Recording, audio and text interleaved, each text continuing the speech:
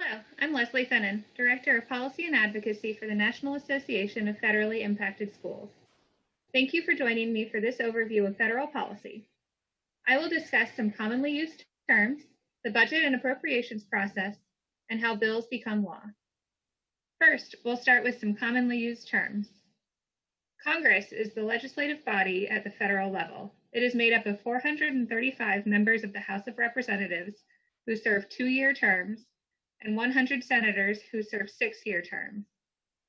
The term Congress can also refer to the 2-year period between each general election. We are currently in the 116th Congress, which will end in January when new members of Congress are officially sworn in.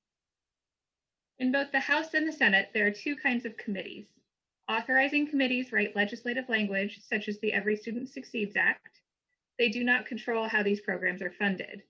They often include suggestions of funding levels, but those suggestions are not legally binding. The Appropriations Committee, on the other hand, has the authority to designate funding levels. Federal funding is split into two pots, defense and non-defense. These are self-explanatory. Under non-defense, funding is either discretionary or mandatory.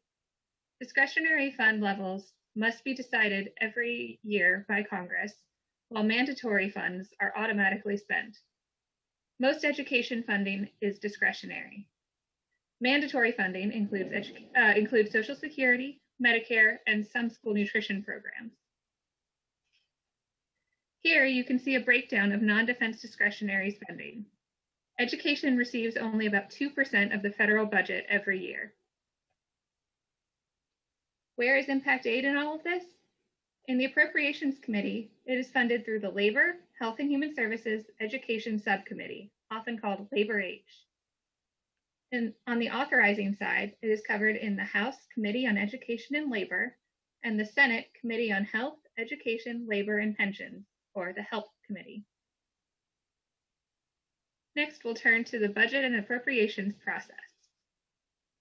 The Constitution is clear that Congress has the power of the purse, meaning they, not the president, set funding levels every year. The annual fiscal year runs from October 1 through September 30th of each year. The normal appropriations process begins the first Monday in February with the release of the president's budget blueprint. As I said, the president does not set spending levels, Congress does. This budget request is a way for the president to signal his priorities, but is often disregarded. By April, the Congressional Budget Committees should have adopted a budget resolution setting top-line budget numbers for defense and non-defense discretionary spending. This step is not constitutionally mandated, but gives the Appropriations Committees agreed-upon numbers to work with. It has been especially necessary to override the sequester caps that were set in place in 2011. Once the budget resolution is passed, the activity moves to the Appropriations Committees. There are 12 appropriations bills, as shown here. Impact aid is funded in the Labor, Health and Human Services Education Committee. You see at the pink slide at the bottom for Labor HHS. All 12 bills have to be passed through their subcommittee and the full Appropriations Committee. Once all 12 bills are complete, they form an omnibus appropriations package that is voted on by the full House or Senate. Omnibus bills from both the House and the Senate are conferenced together, and a final unified compromise bill heads to the president's desk. This must all be completed before October 1, the beginning of the next fiscal year.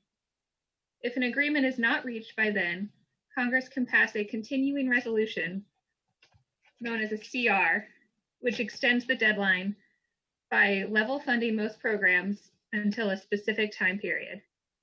If an omnibus deal or a CR are not reached, the federal government shuts down. We've talked about the appropriations process. Now we move on to how other bills get enacted. There are a lot of steps between a great idea and an enacted law. As you can see here, there are many points where most legislation fails. To begin, a problem or idea is identified. These often come from places like NAFIS and our membership.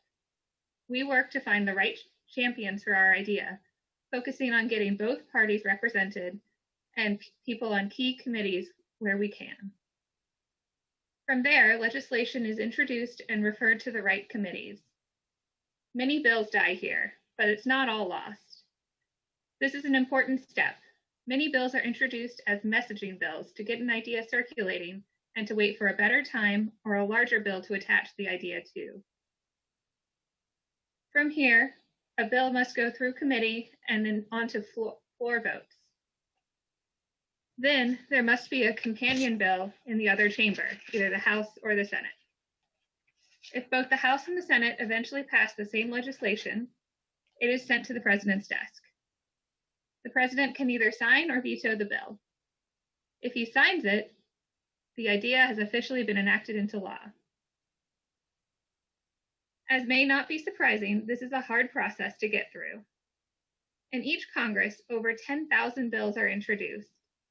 Fewer than 500 are enacted into law. Each step on this chain is important and has opportunities for advocacy from the public. That's you. My job is to advocate on behalf of your schools and students. This is not a political program, and it's not about an agenda. While Congress is not the most popular group of people, they do mostly support our causes and your students. Be sure to stay engaged with NAFIS. Follow us on social media for quick updates and read your newsletters for all the most recent news. We have more resources available on our website, nafisdc.org.